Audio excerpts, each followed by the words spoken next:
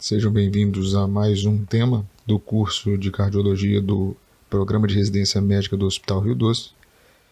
Hoje nós vamos falar sobre endocardite infecciosa. Já abordamos todas as valvopatias e agora o interesse se dá na endocardite infecciosa. É uma infecção microbiana da superfície endotelial do coração, né? E normalmente acomete as válvulas cardíacas.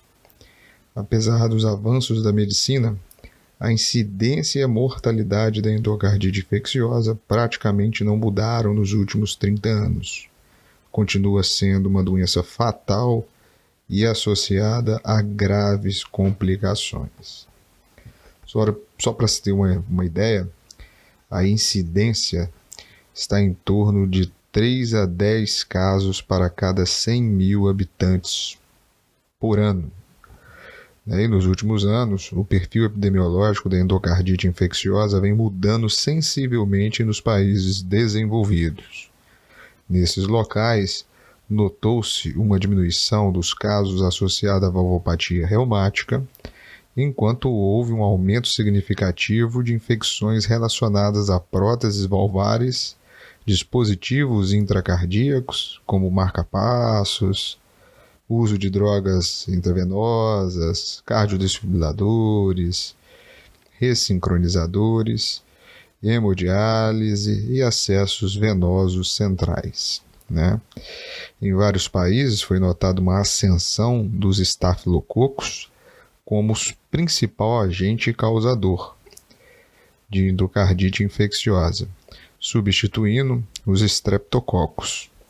Isso se deve, em grande parte, à modificação dos fatores de risco associados à infecção.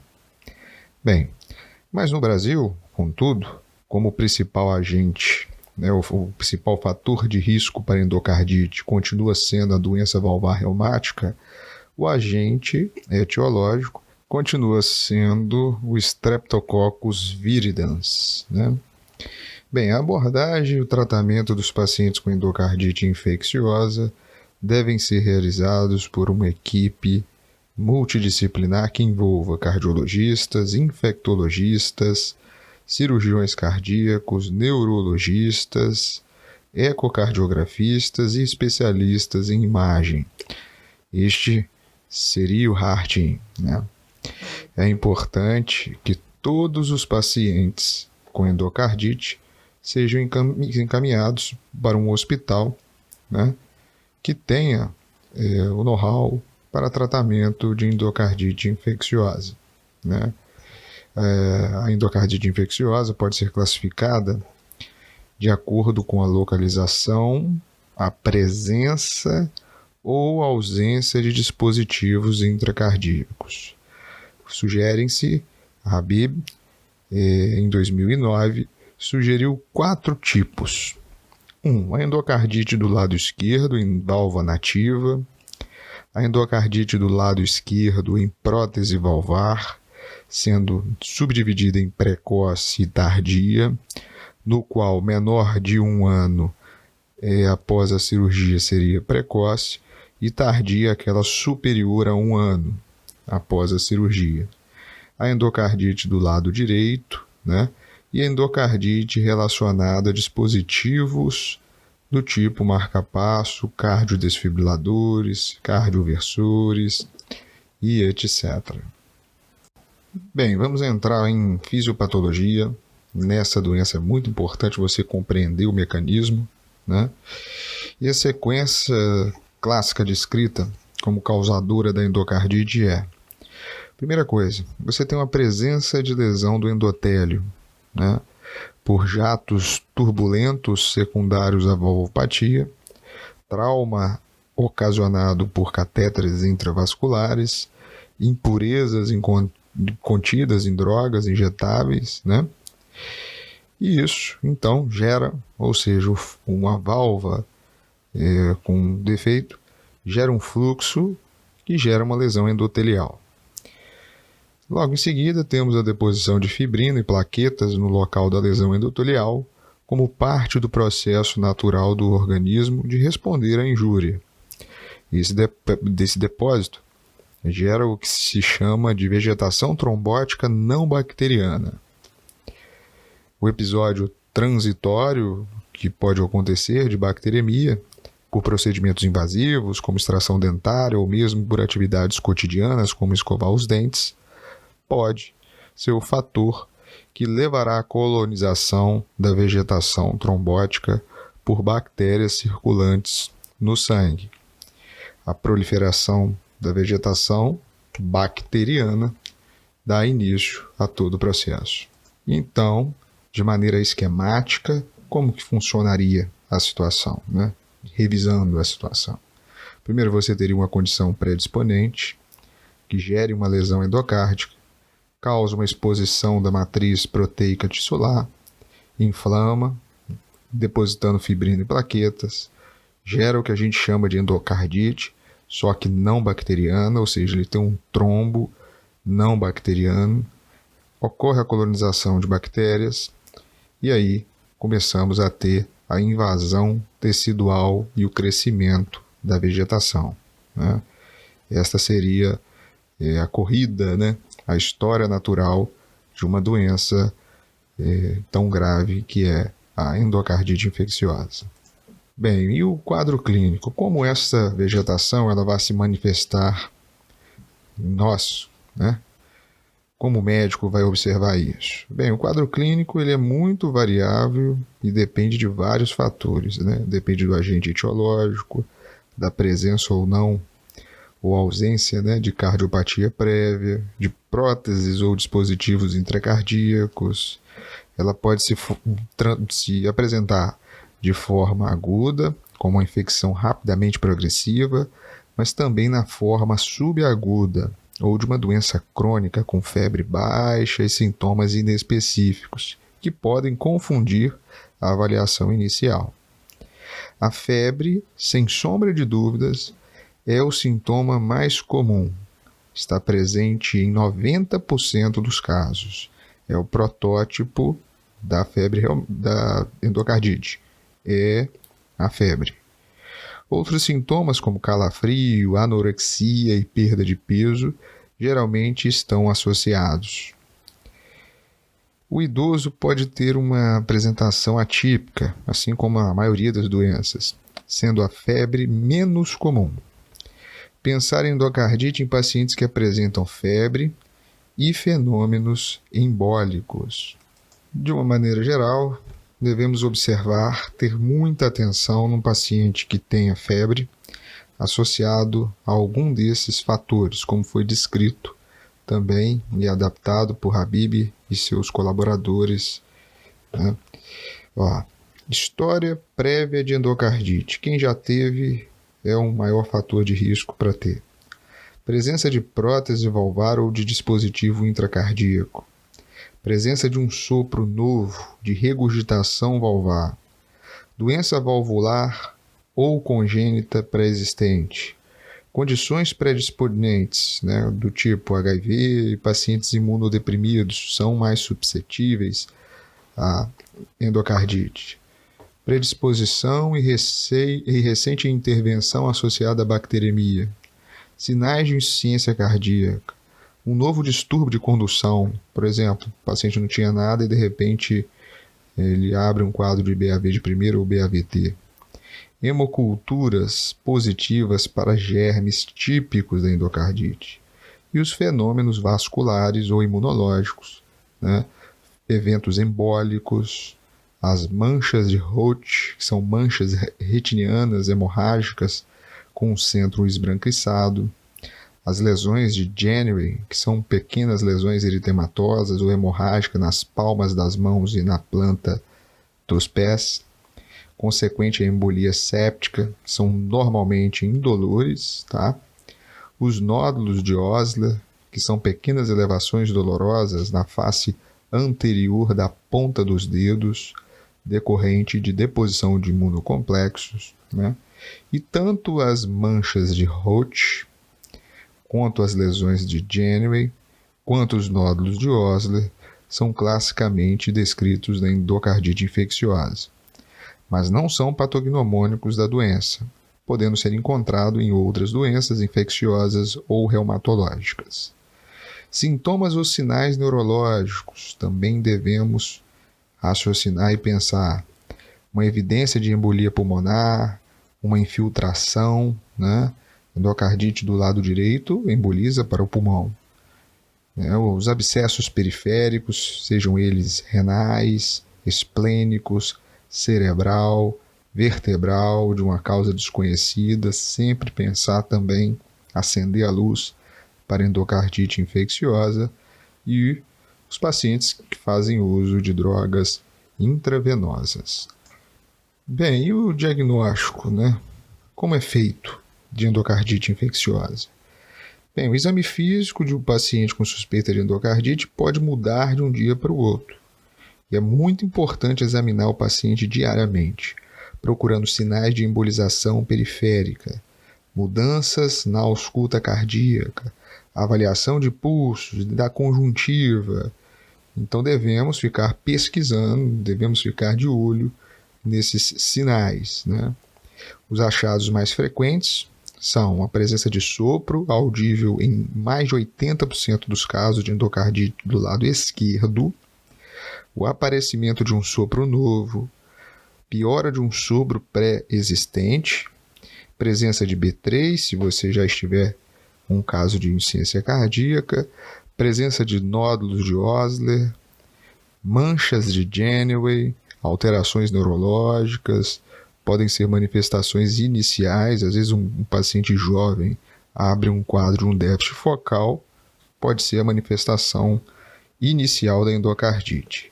Um desconforto abdominal, decorrente de embolizações também, ou seja, de infarto ou abscesso, e presença de esplenomegalia. Então é a junção de todos esses fatores, da febre com esses sinais de embolização, que nos leva a pensar nesse quadro. E claro, uma dica muito importante é que no nosso meio, né, são frequentes as péssimas condições dentárias e sempre devemos investigar focos de infecção que possam ter sido a origem da bacteremia que causou a endocardite. Então devemos avaliar com cuidado a cavidade oral do paciente, procurando por lesões, né? Caso nada seja achado, a gente ainda pode solicitar uma radiografia panorâmica da mandíbula para pesquisar focos dentários ocultos. Em geral, o odontologista, ele é um especialista, né? Ele é um grande auxiliar na nossa investigação de endocardite. Sobre os exames complementares que podem nos auxiliar, né? Eu posso fazer exames laboratoriais comuns, precisamos de um ecocardiograma, podemos utilizar o diagnóstico histológico, né? Alguns exames de imagem como tomografia, né? Tomografia por emissão de pósitrons também é o PET-CTC pode ser utilizado, né? E de maneira geral, os exames, inicialmente você vai começar solicitando exames de sangue, né? As anormalidades laboratoriais são achados frequentes, porém não específicos, né? A anemia é encontrada em cerca de 90% dos casos, especialmente quando a sintomatologia é prolongada, tendo o padrão hematológico das anemias de doenças crônicas. Já nos casos agudos, quase sempre há leucocitose, né? Sendo a leucopenia rara e associada à esplenomegalia ou toxicidade por drogas. As provas de atividade inflamatória são positivas em praticamente todos os casos, tendo a VHS, né, e o PCR valores bastante aumentados, colocando em dúvida o diagnóstico nos casos em que o VHS e a PCR se encontram normal. Então é muito comum encontrarmos esses dois marcadores elevados, né? Acende aí a dúvida quando não estão, mas devemos sempre levar em consideração. Alguns outros achados são a hipergamaglobulinemia, né? A hipocomplementenemia também pode estar presente, e a positividade do fator reumatoide em até 50% dos casos. O exame de urina pode nos mostrar uma hematúria microscópica, proteinúria, cilindros hemáticos, piúria, cilindros leucocitários e bacteriúria, né? Alguns exames complementares são fundamentais para confirmar o diagnóstico, né? Como o eco e as hemoculturas, sem dúvida nenhuma. Então, o exame de sangue ele vai te dar algumas sugestões, mas o que define, ajuda muito na endocardite é a hemocultura e o ecocardiograma. É o que nós vamos abordar nesse momento. Bem, a hemocultura, nós devemos ter a atenção de colher 3 pares de hemocultura e cada par é constituído por 2 amostras de 10 ml de sangue, uma para detectar reagentes aeróbios e outra para detectar organismos anaeróbios, como bacterióides ou Clostridium species. Assim, colhem-se 6 garrafas de hemocultura, né? Ou seja, 3 pares, 6 garrafas. Colher cada par de hemocultura de uma veia periférica diferente com técnicas adequadas de asepsia. Evitar a coleta por acesso central, já que isso aumenta o risco de contaminação, levando a resultados falso-positivos. O ideal é aguardar pelo menos 30 minutos entre a coleta de cada par de hemoculturas. Ou seja, isso é surreal de acontecer, pelo menos no nosso serviço, mas o ideal seria coleta de 10 ml no braço, 10 ml no outro, né? Então, 3 pares a cada 30 minutos. Levaria aí em torno de 1h30 para fazer a coleta correta das hemoculturas. A bacteremia na endocardite ela é contínua e, por esse motivo, não há necessidade de aguardar o momento da febre para coletar a hemocultura. As hemoculturas devem ser repetidas após 48 a 72 horas do início do antibiótico para verificar a eficácia do tratamento. Bem, entramos num outro problema. As hemoculturas negativas na endocardite infecciosa. Bem, ela pode ocorrer em até 31% dos casos. Geralmente ocorrem devido à prévia administração de antibióticos, mas também podem ser causadas por fungos ou bactérias fastidiosas, né? Como Coxiella burnetii, Bartonella sp, Aspergillus, Mycoplasma pneumonia, Bruxela, Legionella pneumófila, e o isolamento destes micro-organismos requer uma cultura especializada em seu crescimento, né? É relativamente lento. Em alguns casos é necessário realizar dosagem de PCR e ou sorologias. Com relação às hemoculturas, algumas dicas são importantes. Suspeitar de contaminação se apenas uma amostra estiver positiva. E repetir a hemocultura a cada 5, 7 dias. Então, uma amostra desses 6 frascos deu positiva, muito provavelmente é contaminação. E lembrar que a maior causa, né, de hemocultura negativa é o uso de antibiótico prévio. Então, tudo bem. Você pediu hemocultura e o que nós temos, os resultados prováveis ou esperados, né? Bem, a microbiologia da endocardite infecciosa. Os casos com hemocultura positiva, né, que são 85% dos casos, de acordo com a literatura internacional, os agentes mais comuns são os estafilococcus, streptococcus e o enterococo, né? O Faecalis, Faecium e o Durans são os mais comuns. Há dados da literatura brasileira sugerindo taxa de positividade bem inferior, de 30% a 40%. Né? Então, repetindo, devido à importância, o que é comum? É o estáfilo, o estrepto e o enterococo. Okay? Qual enterococo?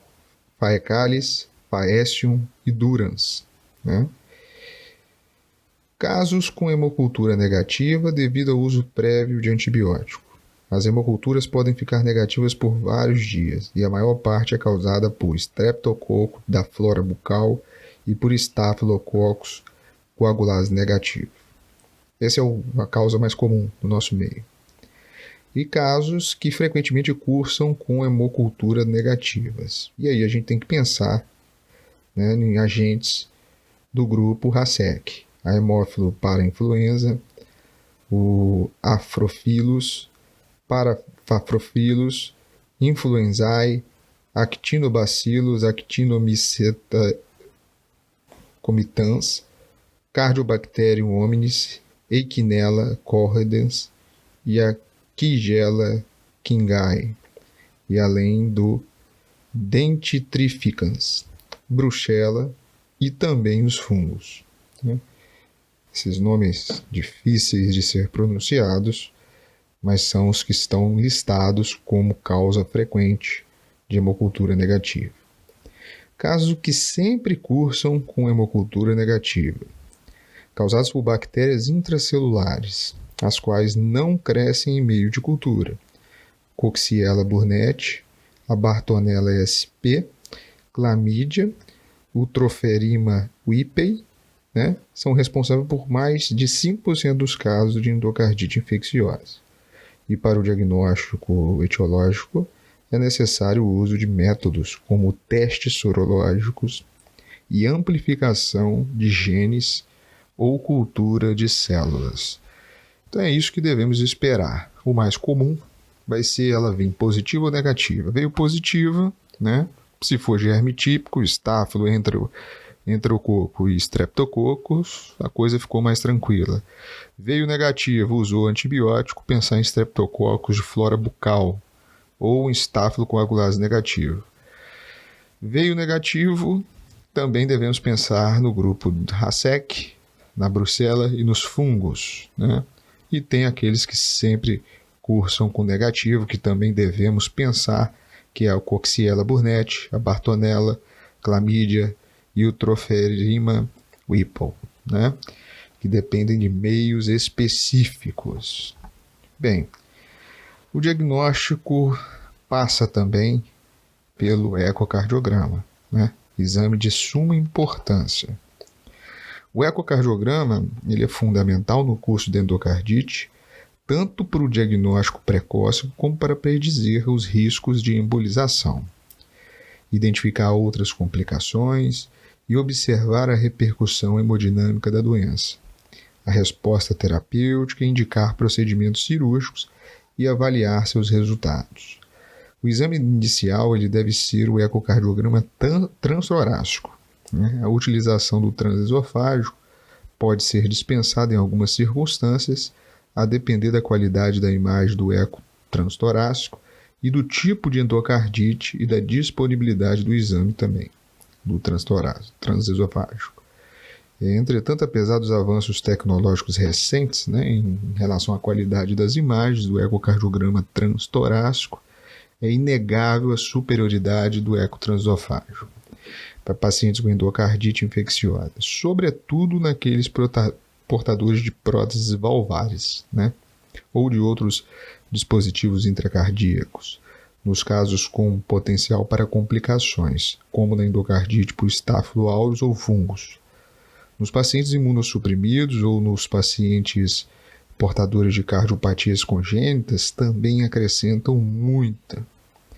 Recentemente foi incorporada ao ecocardiograma uma tecnologia chamada tridimensional, especialmente o eco transesofágico. Ele oferece uma qualidade superior às imagens e um melhor entendimento das relações anatômicas entre diversas estruturas do coração, proporcionando em muitas situações um diagnóstico mais preciso da doença, a localização mais exata da vegetação e as dimensões da vegetação e uma melhor análise das complicações da doença. E dentro dos inúmeros algoritmos publicados na literatura, né, para guiar as indicações do eco na endocardite infecciosa, o mais sugerido, né, como fonte é o do ESC, que foi realizado aí em 2015. O que o ESC nos sugere? Bem, suspeita de endocardite clínica, faz eco transtorácico. Se tiver prótese valvar ou outro dispositivo intracardíaco, só o eco transesofágico vai nos ajudar. Ele não é obrigatório, né? Principalmente em casos de endocardite isolada no lado direito do coração, mas será importante uma avaliação mais completa com eco transtorácico. Outra situação, você fez um eco transtorácico, tem suspeita clínica, ele não foi diagnóstico. Então vamos fazer o eco transesofágico. O eco transesofágico, o eco transtorácico foi positivo. É interessante que você faça o eco transesofágico com o intuito de procurar, né, algumas lesões, como abscessos, lesões, complicações locais. Bem, o teste transtorácico deu negativo, a suspeita clínica é muito alta, você vai fazer o eco transesofágico. Agora, se a suspeita clínica não é tão alta e o eco transtorácico veio negativo, você pode até reduzir o grau de investigação destes pacientes, certo? Uma outra abordagem muito importante é o diagnóstico histológico, né? O exame patológico de tecido valvular ou fragmento embólico continua a ser o padrão ouro para o diagnóstico da endocardite infecciosa. Todo material cirúrgico deve ser colocado em um recipiente estéril com soro fisiológico sem fixador ou meio de cultura. O padrão ouro para o diagnóstico de endocardite infecciosa é a avaliação patológica da válvula cometida. Sempre lembrar disso.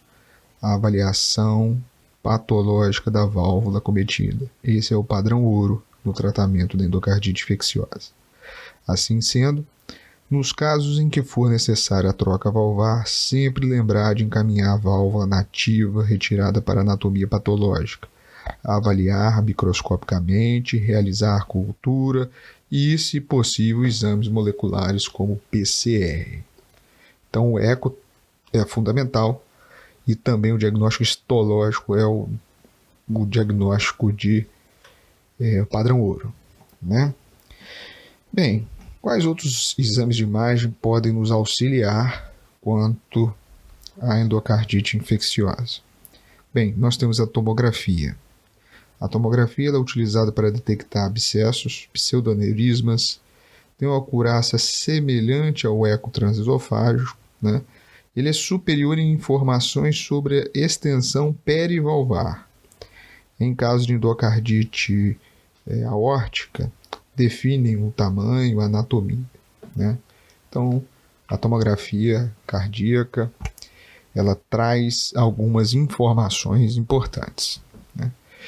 Já a tomografia por emissão de pósitrons, tomografia computadorizada com fluorodexoglicose, o uso do 18F-FDG, PET-TC, pode ajudar no diagnóstico da endocardite de prótese valvar ou de dispositivo intracardíaco, principalmente quando o ecocardiograma é normal ou gera dúvidas, né?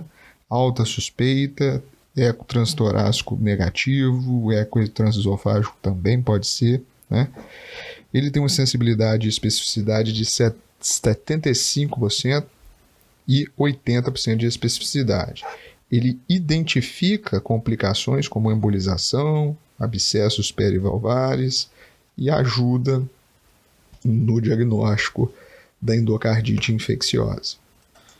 Ok, então já nos cercamos dos exames, já nos cercamos da fisiopatologia. Agora nós vamos para o diagnóstico, utilizando os critérios de Duke, né?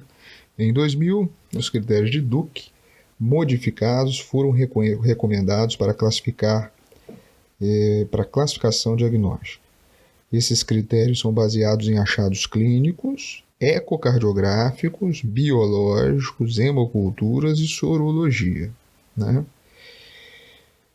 São mais utilizados para o diagnóstico de endocardite. São os critérios que têm maior utilização na prática clínica diária. Ele tem especificidade e sensibilidade ao redor de 80%, ou seja, servem como um guia para o diagnóstico, não devendo substituir o julgamento clínico, né?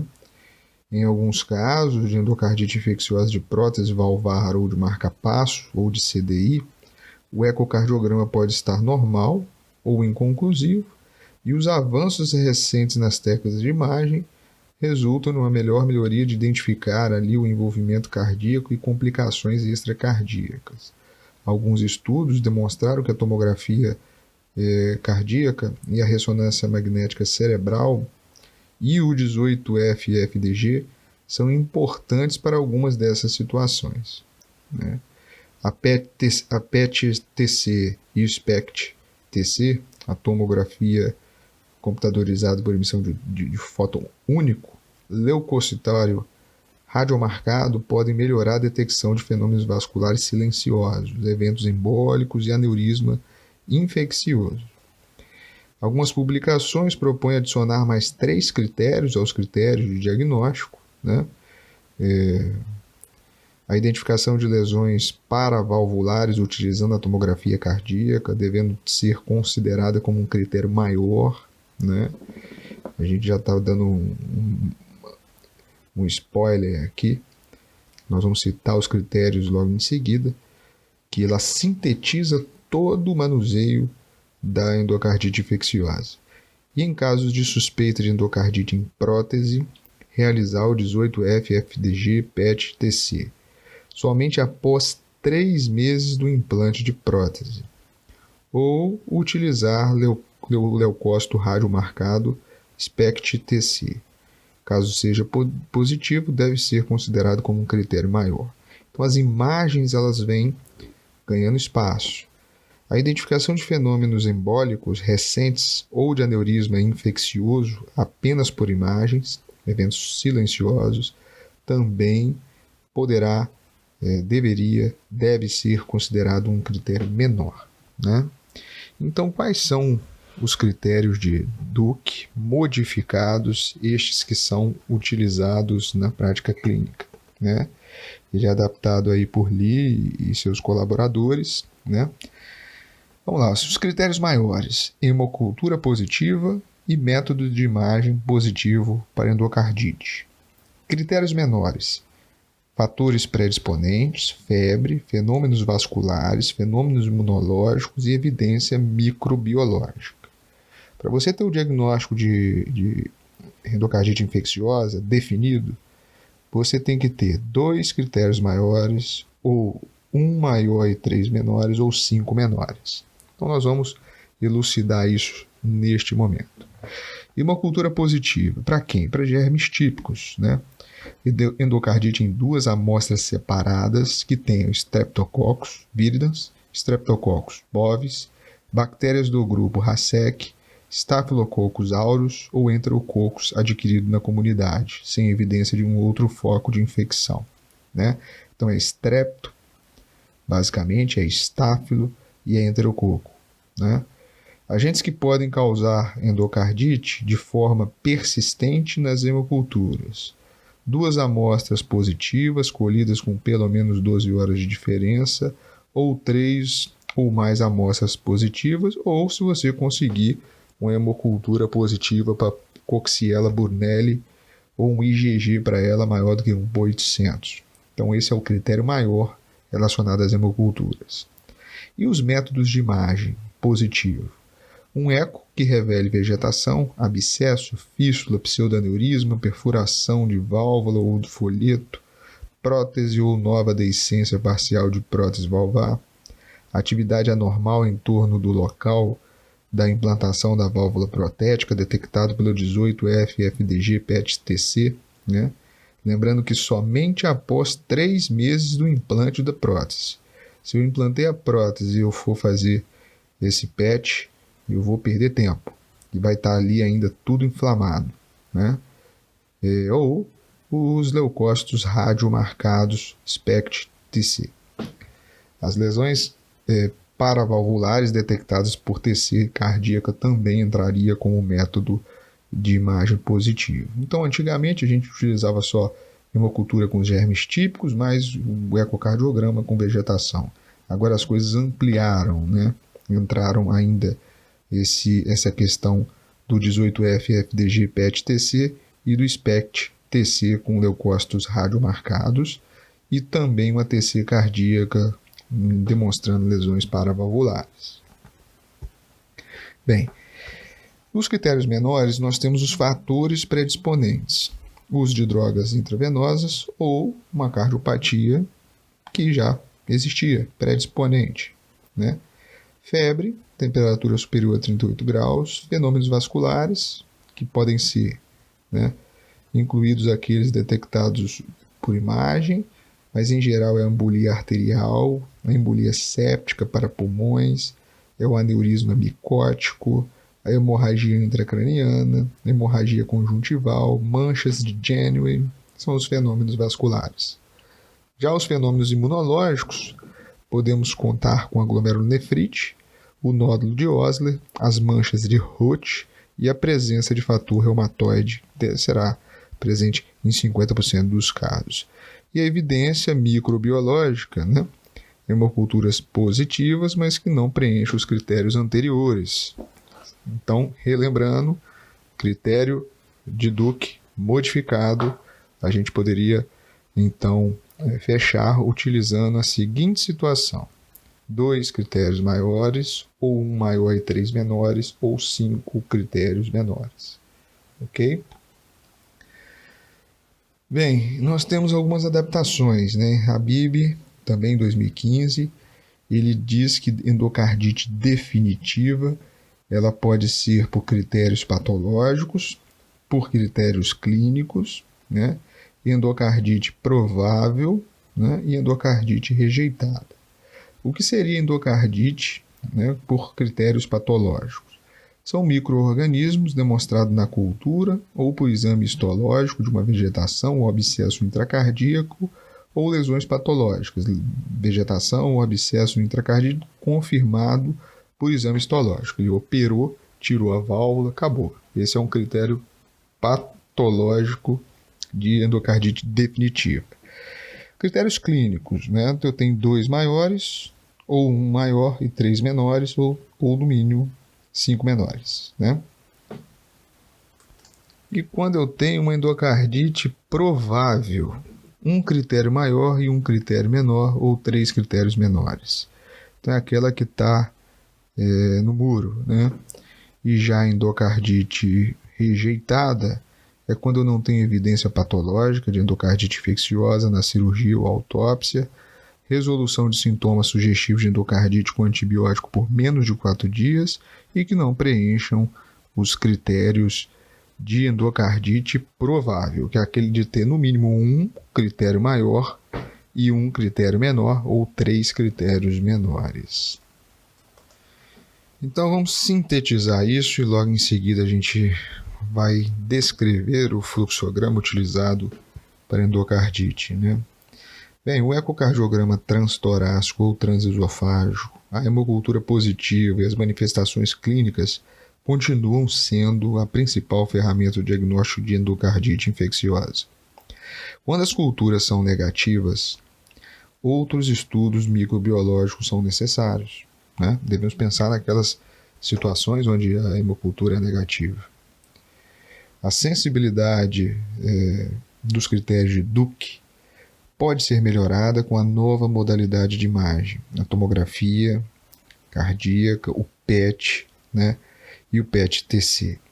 Permitem diagnóstico de eventos embólicos e envolvimento cardíaco quando os achados ecocardiográficos são negativos ou duvidosos. Esses critérios são úteis, mas não substituem o julgamento clínico da equipe de endocardite, né? Então, muita calma, não é para sair fazendo isso para todo mundo. Bem, então, o que a Sociedade Europeia de Cardiologia nos sugere é que usamos a seguinte fluxograma. Você tem uma suspeita clínica de endocardite infecciosa, ela tem febre, o seu paciente tem predisposição, enfim, tudo aquilo que nós conversamos, você vai usar o critério modificado de Duke, né? E aí você vai ficar entre rejeitado, né, que é aquilo que nós conversávamos anteriormente. O rejeitado é aquele que tem nenhuma evidência patológica de endocardite infecciosa na cirurgia ou na autópsia, resolução de sintomas sugestivos de endocardite com antibióticos por menos de 4 dias e não preenche os critérios de endocardite provável. Esse paciente está rejeitado, ele sai do fluxograma. Eu tenho uma endocardite definitiva, né? ou seja, eu tenho os critérios de definição desse paciente, acabou, você não vai ficar mais correndo atrás. Agora, eu tenho uma provável. Né? O que é a provável? É um critério maior e um critério menor, ou 3 critérios menores, certo? Primeira coisa que eu tenho que me perguntar quando eu tenho endocardite provável, ela é nativa, a válvula é nativa ou ela é uma prótese valvar biológica ou metálica, né? Se ela for nativa, você vai repetir o eco, pensando em eco transesofágico também, fazer novas hemoculturas, fazer método de imagem para detectar embolias e pensar no TC cardíaca. Se for prótese valvar, você vai repetir o eco transesofágico, fazer hemoculturas e pensar no 18F, FDG, PET-CT ou os leucócitos marcados, o SPECT-CT, TC cardíaca e métodos de imagem para detectar embolias, né? Então você vai fazer uma investigação maior, né? E aí, após isso, você vai refinar entre rejeitado, provável e definitivo. Esse é o algoritmo da Sociedade Europeia, né? Bem, endocardite de prótese, aí é um caos, né? Representa cerca de 20% de todas as endocardites infecciosas, com aumento da incidência nos últimos anos. Afeta igualmente a biológica como a mecânica, e as infecções mais precoces, com menor de 1 ano após a cirurgia, frequentemente se localizam na região do implante do anel da prótese. Envolve a junção e leva à formação de abscessos, deiscências, fístulas e pseudoaneurismas. Os germes mais comuns são os estafilococcus coagulase negativo, fungos e gram negativo. As indicações de cirurgia na endocardite de prótese são similares à endocardite de válvula nativa. A maioria das infecções causadas por Staphylo aureus tem indicação cirúrgica. O mesmo pode ser dito por infecções que ocorrem menos de 1 ano após implante da prótese valvar. A endocardite infecciosa complicada, né, e endocardite infecciosa por Staphylo aureus estão associadas a um pior prognóstico se tratadas sem cirurgia. Estas formas de endocardite devem ser tratadas de forma igualmente agressivas, né? Já as endocardites de próteses mais tardias tendem a acometer mais os folhetos da prótese, levando à ruptura, né, ou perfuração dos mesmos. Os germes mais frequentes também são os estafilococcus, enterococcus e streptococcus, ou seja, volta à flora anterior, né? Recentemente, novos métodos, como a gente está cansando de dizer aqui, para mostrar que existem eles, o 18F FDG PET mostraram ser úteis no diagnóstico de endocardite por infecção de prótese, né? Os critérios de Duke perdem sensibilidade no diagnóstico de endocardite por prótese. A apresentação clínica da endocardite de prótese também é diferente, né? Ela é atípica e particularmente no pós-operatório precoce, em que febres e síndromes inflamatórias são muito comuns.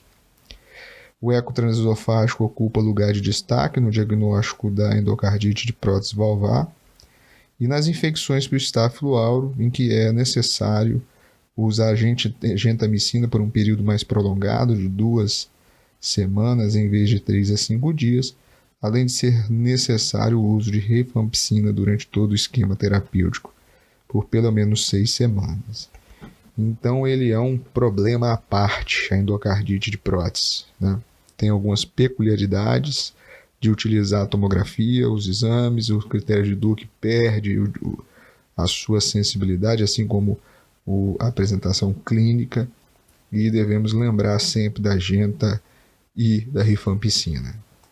Bem, e condição também muito importante, que merece bastante atenção, perfaz endocardite infecciosa de marca-passo, ou cardiodesfibrilador implantável, né?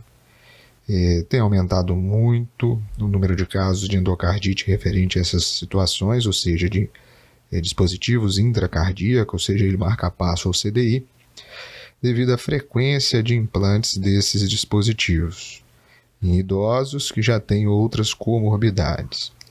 O principal mecanismo dessa infecção é a contaminação do sistema pela flora bacteriana local quando do implante, né? Diversos fatores foram associados a infecções do CDI ou do marca-passo definitivo.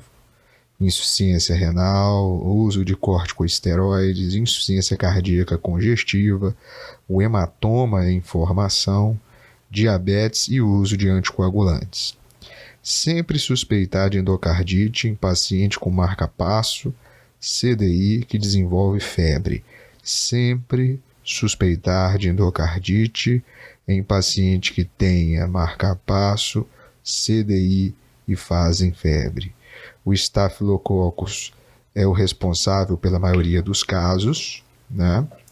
E o ecocardiograma transesofágico é mais sensível que o transtorácico, principalmente neste contexto de endocardite infecciosa de dispositivos cardíacos.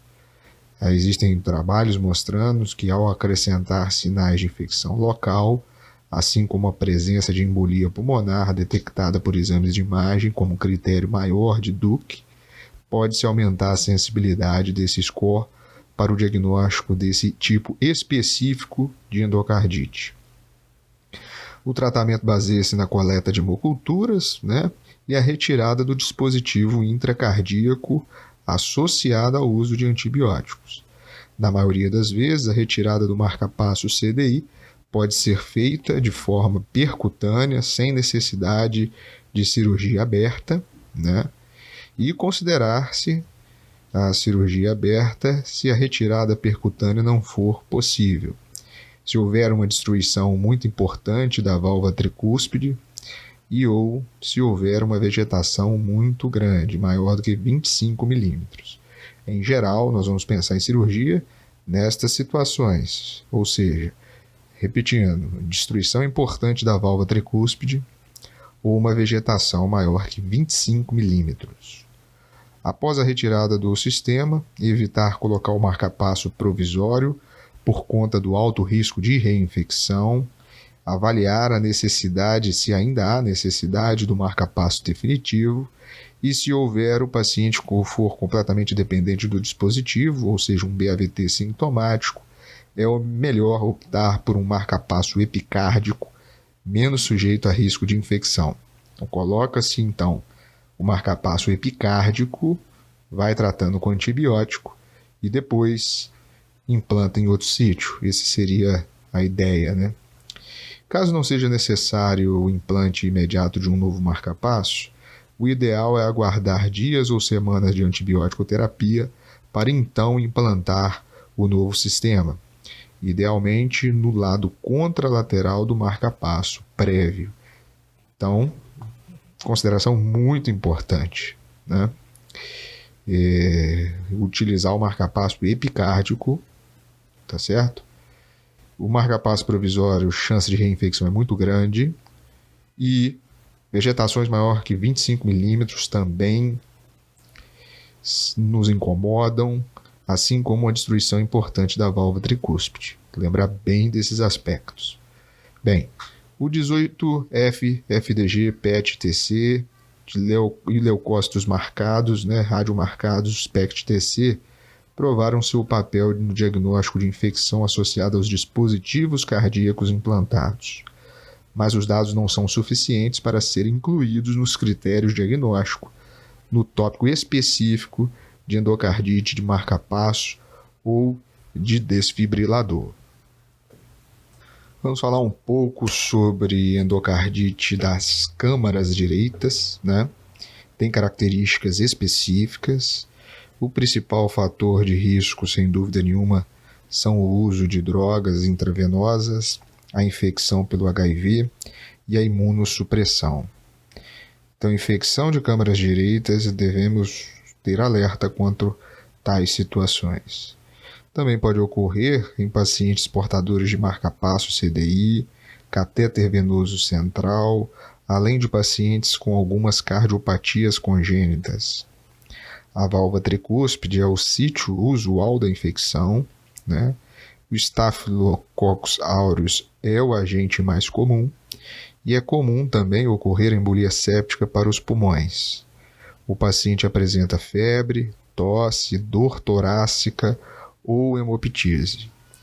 O prognóstico é bem melhor que das formas de endocardite, né, das outras formas de endocardite, com a mortalidade intra-hospitalar de 10%. Sempre usar cobertura para Staphylo aureus e geralmente é utilizada a oxacilina, vanco ou a daptomicina. E deve ser considerada também no tratamento das câmaras direitas do antifúngico. Bem, o tratamento clínico geral é eficiente. Considerar a cirurgia se micro-organismos de difícil erradicação, por exemplo, fungos, bacteremia persistente por mais de 7 dias, apesar do tratamento clínico adequado, e presença de vegetações superiores a 20 milímetros na tricúspide, mesmo após embolia pulmonar recorrente. Insuficiência cardíaca direita, secundária à insuficiência tricúspide, refratária ao tratamento clínico. Então, relembrando, devido à sua importância, né, devemos considerar... Bem, o tratamento clínico geral é eficiente. Considerar a cirurgia se micro-organismos de difícil erradicação, por exemplo, fungos, bacteremia persistente por mais de 7 dias, apesar do tratamento clínico adequado, e presença de vegetações superiores a 20 milímetros na tricúspide, mesmo após embolia pulmonar recorrente. Insuficiência cardíaca direita, secundária à insuficiência tricúspide, refratária ao tratamento clínico. Então, relembrando, devido à sua importância, né, devemos considerar a cirurgia se micro-organismo de difícil erradicação, um exemplo, fungo, bacteremia persistente por mais de 7 dias, apesar do tratamento adequado, presença de vegetações superior a 20 milímetros da tricúspide, mesmo após embolia pulmonar recorrente, e insuficiência cardíaca direita, secundária à insuficiência tricúspide, refratária ao tratamento clínico. E falando em fungo, vamos fazer um breve comentário sobre os fungos e a endocardite. Bem, é mais comum em portadores de próteses cardíacas, né, usuários de drogas e imunocomprometidos. Cândida e Aspergillus SPP predominam. A mortalidade é muito alta, mais de 50%, e o tratamento consiste na associação de terapia antifúngica e cirurgia. A terapia antifúngica para a cândida em endocardite infecciosa, ela inclui a anfotericina lipossomal B ou outras formulações lipídicas, com ou sem fluticasona, ou uma echinocandina em dose elevada. Já para o Aspergillus, o voriconazol é a droga de escolha, sendo que alguns especialistas recomendam a adição de uma echinocandina ou uma anfotericina B. Esses pacientes devem manter profilaxia com fluconazol para cândida e voriconazol para Aspergillus por tempo indeterminado. Bem, vamos lá. Conversamos sobre muitos temas, muitos assuntos e vários tipos de endocardite, na verdade, e sobre o prognóstico, né? Bem, o prognóstico da insuficiência da endocardite infecciosa, ela é influenciada por 4 fatores. Primeiro, as características do seu paciente, depois a presença ou ausência de complicações cardíacas e não cardíacas, o organismo infectante e os achados ecocardiográficos. Pacientes com insuficiência cardíaca, complicações perianulares e ou endocardite infecciosa por Staphylococcus aureus têm uma mortalidade maior e necessidade de intervenção cirúrgica na fase aguda da doença. Quando 3 destes fatores estão presentes, a mortalidade pode atingir o número de 79%. É muita coisa. 79% de mortalidade quando nós temos insuficiência cardíaca, complicação perianulares e o agente é o Staphylococcus, né? Pacientes com diabetes, choque séptico, acidente vascular cerebral isquêmico, hemorragia cerebral ou pacientes em hemodiálise também são considerados preditores de pior prognóstico. A persistência de hemocultura positivas, 48 a 72 horas após o início do tratamento antibiótico, indica uma infecção não controlada e é um fator de risco para mortalidade hospitalar. Vamos dar uma importância maior a este quesito, né? Então, novamente, para fixar o conhecimento, preditores de risco na endocardite infecciosa, que pode chegar a 79% de mortalidade. Primeiro, características do paciente, presenças de complicações da endocardite, o micro-organismo envolvido e o achado ecocardiográfico. Bem, quais características, então, do paciente nos levam a pensar em algo avançado? Idade avançada, prótese, diabetes insulino-dependente e outras comorbidades como fragilidade, doença pulmonar e renal. Bem, complicações da endocardite. Uma insuficiência cardíaca, uma insuficiência renal, um acidente vascular cerebral, choque séptico, complicações perianulares são preditores de pior prognóstico. Micro-organismo, Staphylo aureus, fungo, Bacillus gram-negativo, não HASEC. E as características ecocardiográficas mais importantes são complicações perianulares, que já vimos que entram em todos os critérios, a regurgitação grave do lado esquerdo, a fração de ejeção baixa, a presença de uma hipertensão pulmonar, grandes vegetações, disfunção de prótese grave e fechamento precoce da válvula mitral e sinais de pressão diastólica elevada. Esses critérios nós retiramos do artigo de Habib, né, e seus colaboradores de 2015.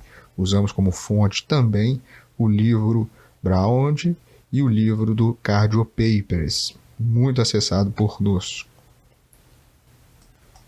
Bem, vamos entrar em tratamento, né? Aqui nós não vamos descrever o tratamento de uma maneira para cada tipo, nem cada germe, nem vamos ficar repetindo dose. Nós vamos sugerir ao final de algumas considerações qual o esquema empírico a se iniciar, e depois isso pode ser consultado em qualquer livro à beira-leito. Enfim, não é uma questão de agilidade para o tratamento, né?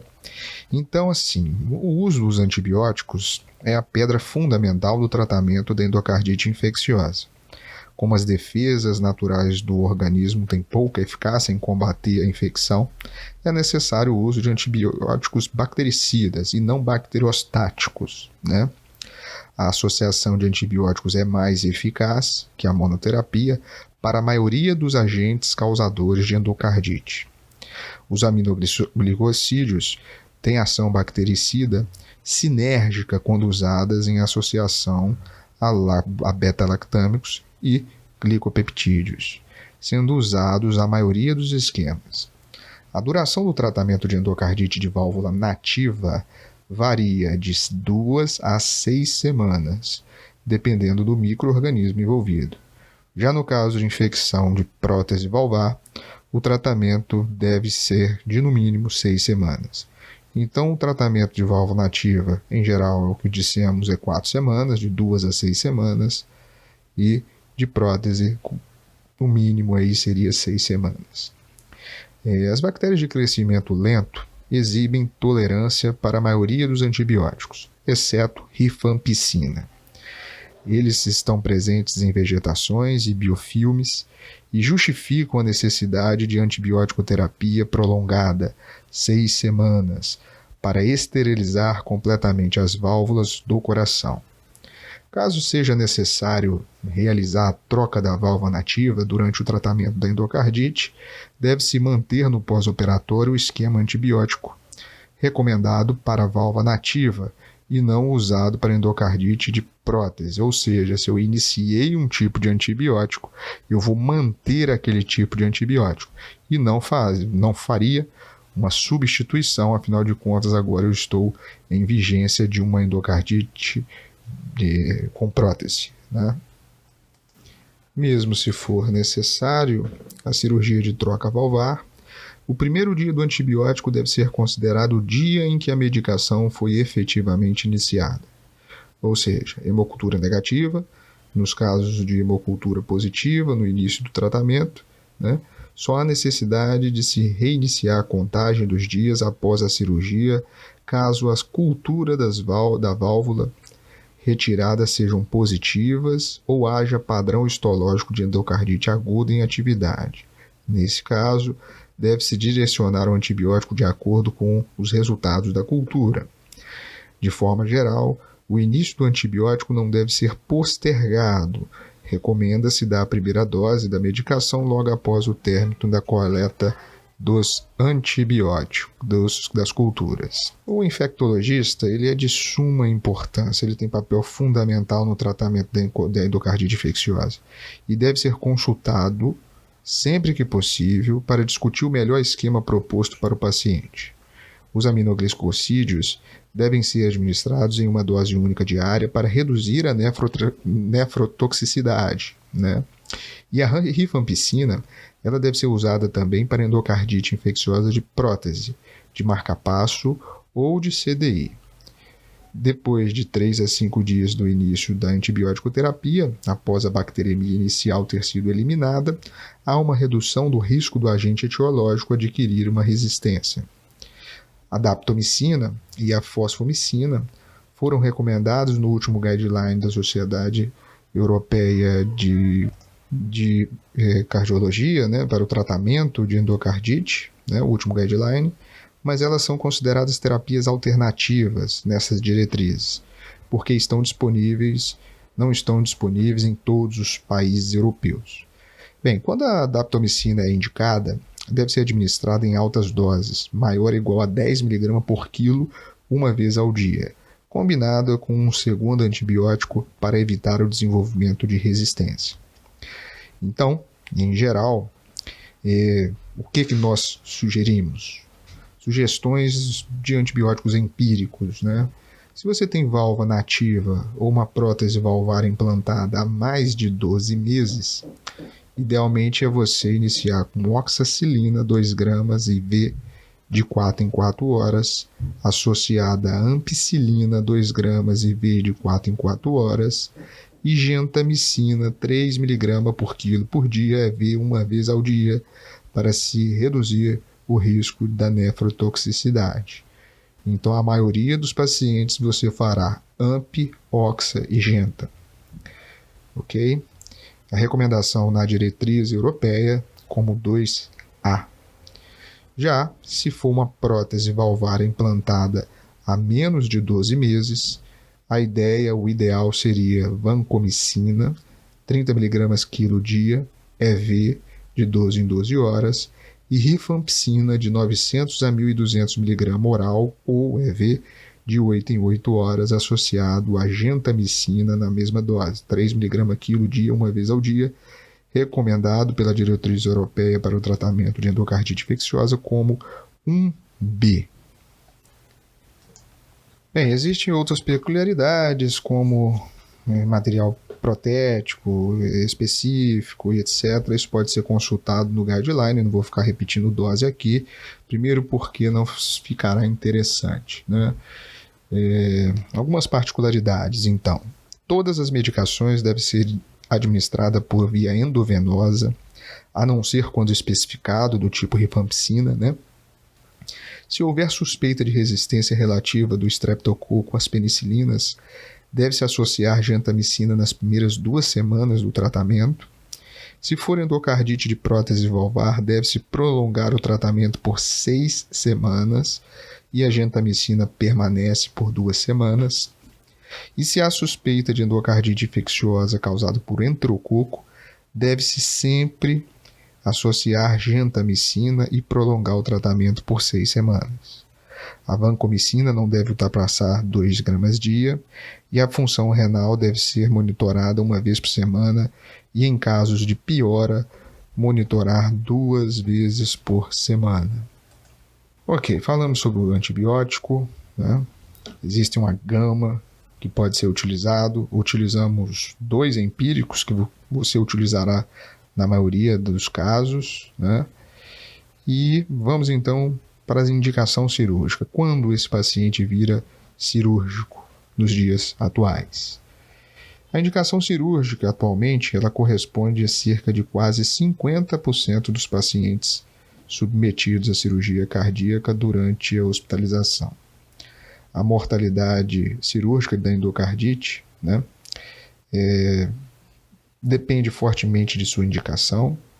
Lembrando os preditores de mortalidade, né, pacientes que precisam de cirurgia de emergência e urgência, pacientes com choque séptico, sinais persistentes de infecção e insuficiência renal são É mais comum ocorrer insuficiência cardíaca nos casos de endocardite de válvula aórtica do que nos casos envolvendo a válvula mitral. A causa mais comum de infecção não controlada por antibiótico é a extensão perivalvular da infecção, por exemplo, uma formação de um abscesso perivalvar. Esta complicação é mais frequente em endocardite de prótese do que em endocardite de válvula nativa. Cerca de metade dos pacientes com endocardite necessita de abordagem cirúrgica, como dito anteriormente. E as 3 principais causas são: primeiro, pensar em insuficiência cardíaca, que é a indicação mais comum de cirurgia na endocardite. Depois, infecção não controlada apenas por antibiótico, segunda indicação mais comum. E, no terceiro, como prevenção de tromboembolismo. Bem, e o tempo cirúrgico, né, ele pode ser dividido, o momento cirúrgico, ele pode ser dividido em emergência, em menos de 24 horas o paciente deve ser resolvido, urgência, dentro de dias após a indicação, nesse caso menos que 7 dias, e de forma eletiva, após o término de 1 ou 2 semanas de tratamento com antibiótico. Nós podemos organizar desta maneira. Bem, a persistência de febre é devido à antibiótico-terapia inadequada, presença de micro-organismos resistentes, catéteres, complicações embólicas, infecções extracardíacas com abscessos esplênicos, abscessos intracardíacos. Nestes casos, devemos repetir o ecocardiograma, coletar novas culturas, trocar os acessos venosos, realizar novos exames de imagem à procura de outros sítios de infecção. Estou com o antibiótico certo e ainda assim estou tendo febre. É isso que nós devemos pensar. O abscesso perivalvar é mais comum em endocardite de válvula aórtica, 10 a 40%, e em endocardite de prótese aórtica chega de 56 a 100%. A localização mais comum é na junção mitro-aórtica. Suspeitar de abscesso em casos de febre persistente, inexplicada, ou um novo bloqueio atrioventricular. Portanto, estes pacientes devem realizar eletrocardiograma de forma rotineira, pois, ao início de um bloqueio atrioventricular novo, devemos suspeitar de um abscesso naquela região, na junção mitro-aórtica. Então, vamos resumir a indicação cirúrgica. Vamos lá. Indicação cirúrgica por insuficiência cardíaca. Ela pode ser emergencial ou ser de urgência. Vamos supor que ele tem uma disfunção grave de prótese, ou válvula mitral ou válvula aórtica com regurgitação grave, obstrução ou fístula causando edema agudo de pulmão refratário ou mesmo choque cardiogênico. Esse paciente não tem conversa. Ele vai ser operado em menos de 24 horas. Disfunção grave de prótese ou uma válvula mitral aórtica com regurgitação grave, obstrução causando insuficiência cardíaca, mas não está nem em edema agudo de pulmão e nem em choque cardiogênico. Esse paciente é uma urgência e deverá ser tratado dentro de dias. No quesito infecção não controlada, se ela for tiver um abscesso, um pseudoaneurisma, uma fístula, uma grande vegetação, é ideal que ela seja urgente, né? Endocardite por fungo ou micro-organismo multiresistente, também urgente, assim como febre persistente de culturas persistentemente positivas, apesar do uso de antibióticos e fazendo aquela correlação que fizemos, né, trocando todos os acessos em busca de outro foco. Esse paciente também deve ser operado de maneira urgente.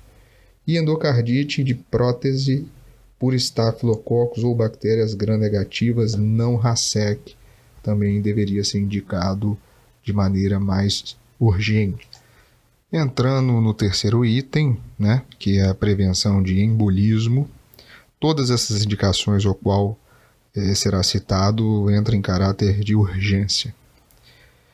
Endocardite infecciosa mitral aórtica, de válvula ou prótese com vegetação maior que 10 milímetros, após um ou mais episódios embólicos, apesar de antibiótico terapia adequada. Lado esquerdo, geralmente a gente dividia assim. Lado esquerdo, 10 milímetros. Endocardite infecciosa de válvula ou prótese mitral ou aórtica, né, com vegetação maior que 10 milímetros, associada a grave estenose ou regurgitação. Endocardite de válvula ou prótese mitral ou aórtica com vegetação superior a 30 milímetros, também entraria aí como urgência. E endocardite de válvula ou prótese mitral aórtica com vegetação maior do que 15 milímetros. A cirurgia pode ser considerada em pacientes com vegetações isoladas e grandes, né, de válvula aórtica ou mitral, embora esta decisão seja mais difícil e deve ser cuidadosamente individualizada, né? A febre que nós dissemos como persistente é a presença de febre, né, na presença de hemoculturas positivas depois de 7 a 10 dias de tratamento com antibiótico. Esse é o tempo ao qual precisamos para avaliar o paciente em vigência de tratamento. Bem, e aí você indicou a cirurgia, né? Então a cirurgia ela tem indicações, de maneira geral, vou resumir, uma indicação por insuficiência cardíaca, por infecção não controlada e por prevenção de embolismo. Vai entrar como emergência, basicamente, quando ele tiver em choque cardiogênico e edema agudo de pulmão refratário. Essa é a emergência, né? E aí surge a dúvida, deveríamos pedir CAT, cineanjo, para tratar esse paciente se eu vou abrir o peito dele, né, para fazer uma cirurgia cardíaca, de troca valvar e de reconstrução, ou seja, qual o planejamento do cirurgião. Nós deveríamos fazer uma coronariografia antes da cirurgia valvar, né? Antes da realização da cirurgia de troca, deve-se observar se há indicação de CAT, sim. Entretanto, em duas situações devemos ponderar a indicação da cineangiocoronariografia.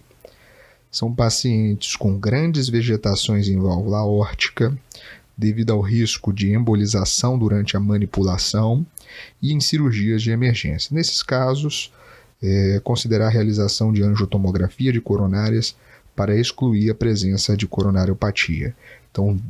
Então aqui entra duas situações, né, diferenciadas. Se tem uma vegetação na válvula aórtica, né, ou se ele está numa indicação emergencial, nós não vamos perder tempo fazendo cateterismo.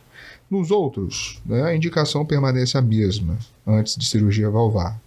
São 4 indicações, ou seja, homens com idade superior a 40 anos, mulheres na pós-menopausa, pacientes com fatores de risco para a doença coronariana e pacientes com antecedentes de doença arterial coronariana. Estes precisam ser estudados antes do ato cirúrgico. Ia deixar para um segundo momento a questão das complicações da endocardite, né? Mas já chegamos aí a 1h15 de aula, aguenta mais 15 minutos aí e já revisamos todo o conteúdo de endocardite completo. certo? Bem, quais são as complicações que nós observamos na endocardite? As embolizações, problemas neurológicos, né? Complicações neurológicas, complicações esplênicas, manifestações musculoesqueléticas e o acometimento renal. Basicamente é isso que nós vamos falar nos próximos minutos. Bem, sobre embolizações, nós temos, nos casos de endocardite de câmara esquerda, o cérebro e o baço são os sítios mais acometidos. Já na endocardite de câmara direita, é relacionado a dispositivos intracardíacos, como marca-passo, o pulmão é o sítio de embolia mais frequente. Pacientes com endocardite infecciosa podem evoluir com infarto agudo do miocárdio secundário à embolização de material séptico para as coronárias, e o evento embólico podem ser totalmente silenciosos em 20 a 50% dos casos com endocardite infecciosa, principalmente quando o sítio é o baço e o cérebro. O uso de antiagregantes plaquetários não diminui o risco de embolização, e a maioria dos casos de embolia ocorre nas primeiras 2 semanas de diagnóstico da infecção. Após 2 semanas de tratamento, a incidência dessa complicação diminui. Assim, quando a cirurgia for realizada para prevenção de tromboembolismo, o ideal é que seja feita precocemente, com menos de 1 semana a partir do diagnóstico, já que a maior frequência ocorre nas primeiras 2 semanas. Ok? Sobre complicações neurológicas. Ela ocorre em 15 a 30% dos pacientes e são consequências de embolizações. A apresentação clínica é variável, sinais focais predominam e o acidente vascular isquêmico são comumente diagnosticados. Pode ocorrer ataque isquêmico transitório, hemorragia intracerebral ou subaracnoideia e abscessos cerebrais e meningite. O germe mais associado com complicação neurológica é o Staphylococcus, né? Em pacientes com aneurisma micótico volumoso e com sintomas, a neurocirurgia ou intervenção endovascular pode ser considerada antes da cirurgia cardíaca, dependendo de lesões cerebrais associadas, do estado hemodinâmico do paciente e do risco também do procedimento. Após um evento neurológico, a cirurgia cardíaca não é contraindicada, a menos que o prognóstico neurológico seja muito ruim. Os aneurismas micóticos ocorrem mais frequentemente no sistema nervoso central e devem ser investigados em qualquer paciente com endocardite infecciosa que desenvolvam sintomas neurológicos, seja ele um déficit focal, uma cefaleia, qualquer sintoma de origem neurológica, pensar em aneurismas micóticos. A tomografia computadorizada ou angiorressonância são boas opções, mas o padrão ouro ainda é a arteriografia, né? O que é esse tal aneurisma micótico, né? O termo foi usado pela primeira vez por Osler em 85 para descrever um aneurisma com formato de cogumelo em um paciente com endocardite infecciosa subaguda. Esse termo pode levar à impressão de que o aneurisma é uma infecção fúngica, mas na verdade refere-se a qualquer infecção. Como exemplo, com exceção, na verdade, a sífilis. O termo mais correto seria aneurisma infectado, já que a etiologia fúngica é rara, mas o nome que usamos é aneurisma micótico, né? Bem, os pacientes que vinham em uso de anticoagulantes oral e cursam com AVC isquêmico embólico durante o episódio de endocardite infecciosa devem ter sua medicação suspensa, deixando-se em seu lugar uma heparina não fracionada em bomba de infusão contínua por pelo menos 2 semanas. Controlar o PTTK, né, com bastante atenção. E caso ocorra uma transformação hemorrágica do AVC, a heparina tem tempo de meia-vida mais curto que a varfarina, além de ter o seu efeito facilmente revertido pelo uso de protamina. Então, usa-se como segurança, né? E os pacientes que cursam com AVC vascular cerebral hemorrágico devem ficar sem qualquer medicação anticoagulante. Caso o paciente seja portador de prótese valvar mecânica, deve-se discutir com a equipe multidisciplinar o melhor momento de iniciar heparina não fracionada em bomba, para depois a gente começar a anticoagular de verdade esses pacientes. E sobre, então, o que é o mais difícil dentro das complicações? Indicação cirúrgica após um evento neurológico. O que nós temos também, usamos como base o Habib, né? 2015, o guideline de endocardite, né?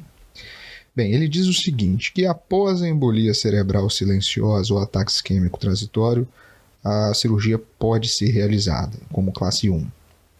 Após uma hemorragia cerebral, a cirurgia deverá ser realizada, se possível, esperar após 1 mês do evento, devido ao risco de novo sangramento durante a anticoagulação da SEC.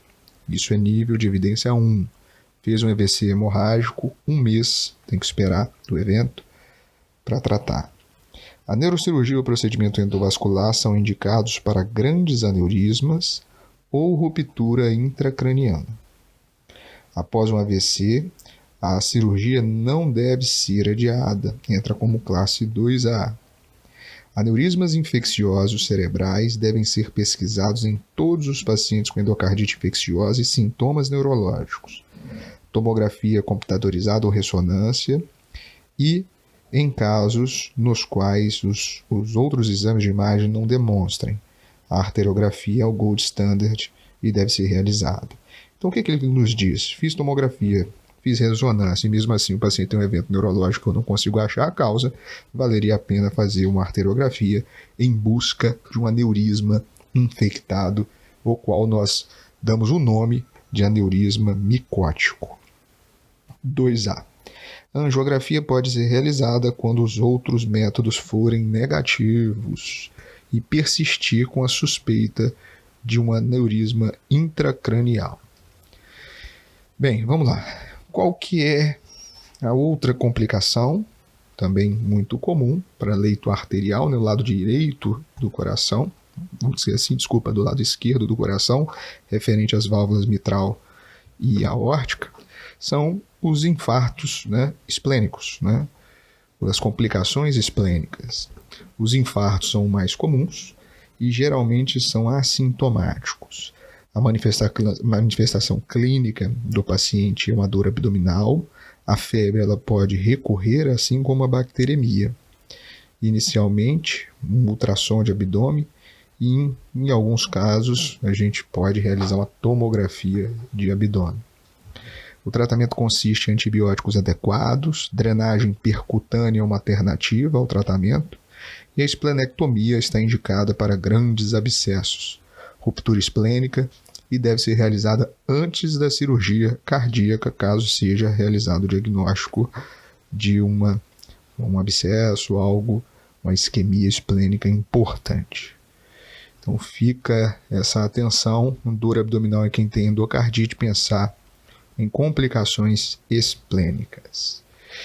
Temos mais 2 complicações, né? Algumas manifestações musculoesqueléticas, como artralgia, mialgia, dores nas costas, podem ser referentes à doença, né? Como a artrite periférica, ocorre em 14% dos casos, e um espondilodiscites em 1,8% a 15% dos casos. Bem, mas o acometimento renal também entra como complicação importante. A insuficiência renal aguda é uma complicação comum da endocardite, ocorre em 6 a 30% dos pacientes com endocardite infecciosa e as causas são multifatoriais. Pode ser imune, glomerulonefrite, o infarto renal por embolia séptica, um comprometimento hemodinâmico, um caso de insuficiência cardíaca, sepses graves após a cirurgia cardíaca, toxicidade dos antibióticos, os aminoglicosídeos, da vancomicina, e por nefrotoxicidade de agentes de contraste utilizados para exames de imagem, né? Então, ficar de olho com o rim, com o cérebro, com o baço e, claro, as complicações. Ele pode embolizar para qualquer lugar. E temos também as complicações intracardíacas, né? Estas seriam as complicações extracardíacas, e ainda assim temos as intracardíacas, que são os abscessos. O eletrocardiograma deve ser pedido, é mais comum no mitro aórtico, mas deve ser pedido.